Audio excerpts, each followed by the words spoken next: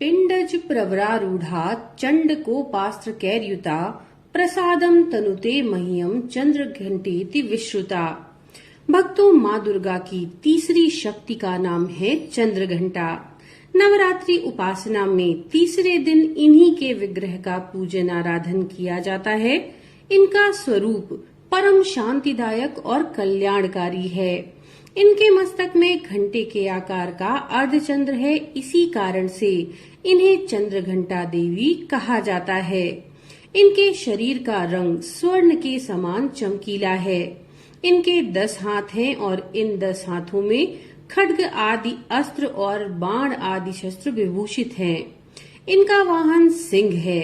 इनकी मुद्रा युद्ध के लिए सदैव उद्यत रहने की होती है। इनके घंटे की सी भयानक चंड ध्वनि से अत्याचारी दानव, दैत्य, राक्षस सदैव कंपित रहते हैं। नवरात्रि में माँ दुर्गा की उपासना में तीसरे दिन की पूजा का बहुत महत्व होता है। इस दिन साधक का मन मणिपुर चक्र में प्रविष्ट होता है। माँ चंद्रघंटा की कृपा से उसे अलौकिक वस्तुओं के दर्शन होते हैं, दिव्य सुगंधियों का अनुभव होता है तथा विविध प्रकार की दिव्य ध्वनियां सुनाई देती हैं। ये क्षण एक साधक के लिए बहुत ही सावधान रहने के होते हैं। माँ चंद्रघंटा की कृपा से साधक के समस्त पाप और बाधाएं विनष्ट हो जाती हैं। इनकी आराधना सदैव फलदायी होती है और इनकी मुद्रा सदैव युद्ध के लिए अभिमुख रहने की होती है। अतः भक्तों के कष्टों का निवारण ये बहुत शीघ्र कर देती हैं। इनका वाहन सिंह है, इसीलिए इनका जो उपासक होता है वह सिंह की तरह पराक्रमी और निर्भय हो जाता है। इनके घंटे की ध्वनि के आगे सदैव भूत प्रेत आदि बाधाएं भाग जाती हैं, तो इनसे भी अपने भक्तों की रक्षा करती हैं माँ चंद्र घंटा। इनका ध्यान करते ही शरणागत की रक्षा के लिए इस घंटे की ध्वनि निनादित हो उठती है। दुष्टों का दमन और विनाश करने में सदैव तत्पर रहने के बाद भी इनका स्वरूप दर्शक और आराधक के लिए अत्यंत सौम्यता और शांति से परिपूर्ण रहता है। इनकी आराधना से प्राप्त होने वाला एक बहुत बड़ा सद्गुण ये भी है कि साधक में वीरता, निर्भयता के साथ साथ सौम्यता और विनम्रता का भी विकास होता है। उसके मुख, नेत्र तथा संपूर्ण काया में कांति गुण की वृद्धि होती है।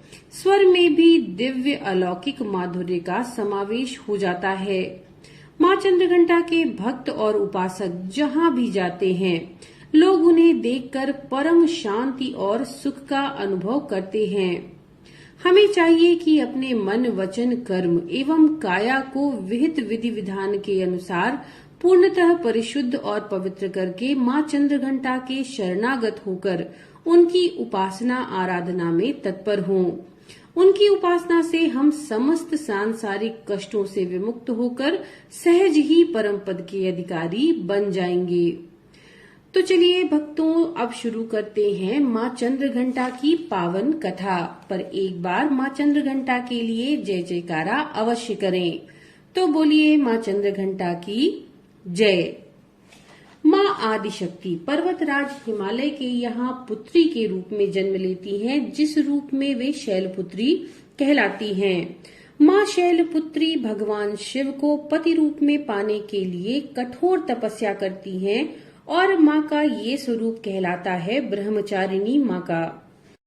माता की कठोर तपस्या से प्रसन्न होकर भगवान शिव प्रकट होते हैं और उन्हें वरदान देते हैं कि जो भी कोई स्त्री हरितालिका या हरियाली तीज का व्रत करेंगी, उनको मनचाहा वर प्राप्त होगा और वे अखंड सौभाग्यवती होंगी।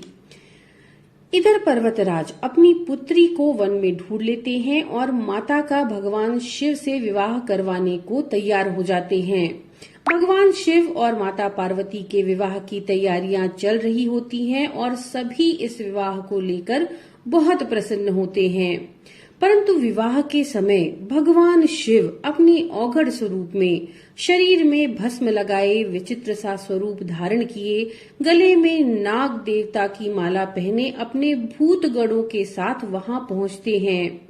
यद्यपि ऋषिगण और देवता भी साथ होते हैं, लेकिन भूतगण और अघोरी भी साथ होते हैं और ऐसी विचित्र बारात किसी ने आज तक नहीं देखी थी। भगवान शिव के इस भयानक स्वरूप को देखकर माता पार्वती के सभी सगे संबंधी आश्चर्य में पड़ गए और उनकी माता तो भय से बेहोश भी हो गईं।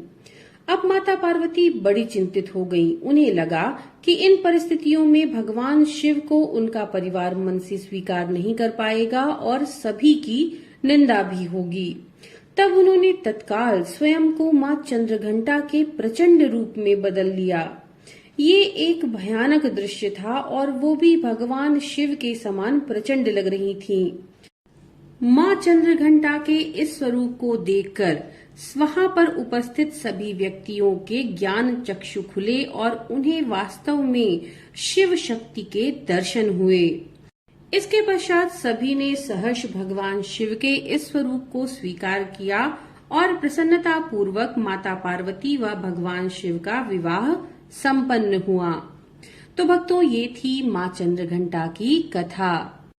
तो चलिए अब शुरू करते हैं मां चंद्रघंटा के स्तोत्र का पाठ। आप दुद्धारिणी त्वहि आद्या शक्ति शुभ पराम, आणिमादि सिद्धिदात्री चंद्रघंटा प्रणमाम्यहम्। चंद्रमुखी इष्टदात्री इष्टम मंत्र स्वरूपिणीम, धनदात्री आनंददात्री चंद्रघंटे प्रणमाम्यहम्। नाना रूपधारिणी ईक्षानयी ऐश्वर्यदायिनीं, सौभाग्यारोग्यदायिनी चंद्रघंटा प्रणमाम्यहम्। मां चंद्रघंटा का कवच। रहस्यं शृणु वक्ष्यामि शैवेशी कमलानने, श्री चंद्रघंटास्य कवचम सर्वसिद्धिदायकम्। बिना न्यासम बिना विनियोगम बिना शापोद्धा बिना होमम, स्नानम शौचादि नास्ति श्रद्धा मात्रेण सिद्धिदाम्।